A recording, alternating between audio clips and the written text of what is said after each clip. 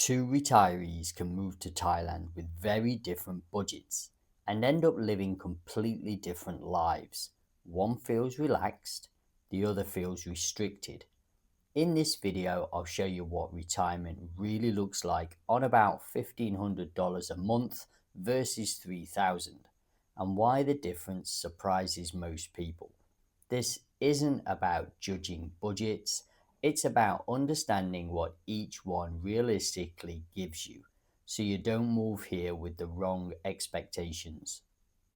Let's start with housing because the difference shows up immediately, not just in a condo, but in how your day feels.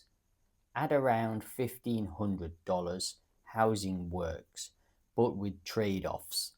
You're usually choosing smaller units, older buildings, fewer locations, and less soundproofing. On paper, everything is fine, but daily life tells the real story. Noise, distance, inconvenience. You don't feel this right away, you feel it after the honeymoon phase is over. At lower budgets, fixing a bad fit feels disruptive, so people adapt instead of choosing, and they settle into housing they tolerate, not housing that supports their retirement. At $3,000, housing feels calmer. Newer buildings, quieter spaces, better locations. You're not asking, can I live here? You're asking, how does this affect my mood? Comfort doesn't shout, it whispers and it adds up. And that tone carries into everything else, especially food and daily routines. Food feels cheap in Thailand at first, but how you eat shapes how you live.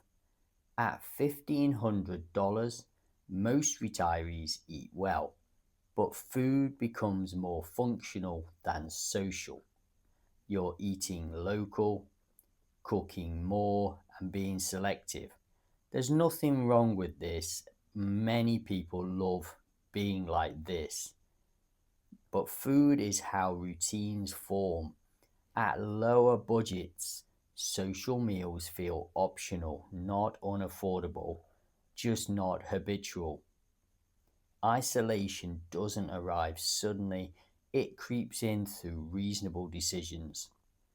At $3,000 a month, food blends naturally into life. Street food, cafes, social meals without mental maths going on. The difference isn't the food, it's how much thinking you do before saying yes. And once you're out more, transportation starts to matter too. This isn't about luxury, it's about how much effort your day requires. At lower budgets, transportation works, but you plan around it. More walking, more waiting, fewer trips out of the blue. In retirement, energy matters more than time. Small frictions quietly shrink your world. At higher budgets, movement fades into the background. Grab taxis, scooters without hesitation. This matters more as you age, not because you can't walk, but because recovery matters. Convenience isn't laziness, it's energy preservation. And when movement gets easier, healthcare comes into focus. Thailand has excellent healthcare. The difference isn't the care, it's how decisions feel. Healthcare works, but it requires calculation. You think ahead, you ask, can this actually wait? At lower budgets, healthcare isn't scary, it's mentally present.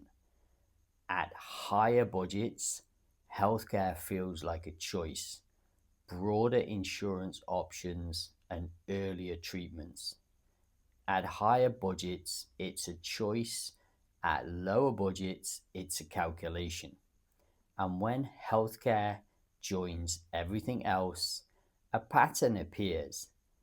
It's not about money, it's about margin.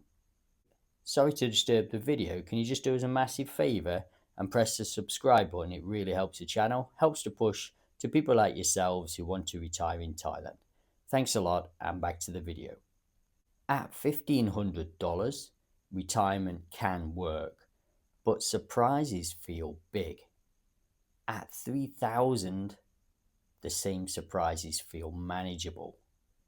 Stress isn't about money, it's about margin. Without margin, small issues stack. Not panic stress, background stress. Most retirees don't burn out from big problems. They wear down from the small ones.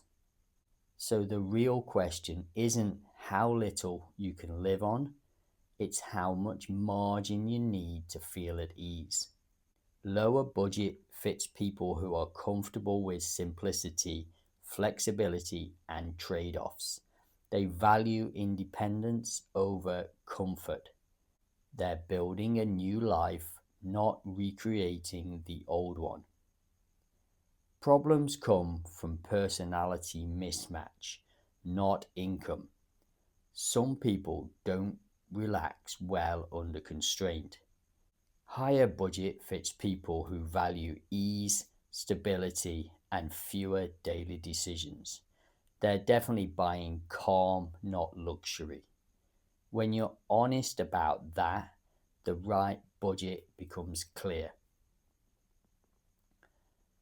You don't retire well by spending the least, and you don't retire well by spending the most. You retire well by matching your budget to the life you want out here. This isn't a maths problem, it's a lifestyle alignment problem. Thailand can be an incredible place to retire, but the people who thrive here choose the version of life that lets them feel at ease. In the next video, I'll compare Pattaya, Jomtien and Hua Hin and explain which one causes the most regret.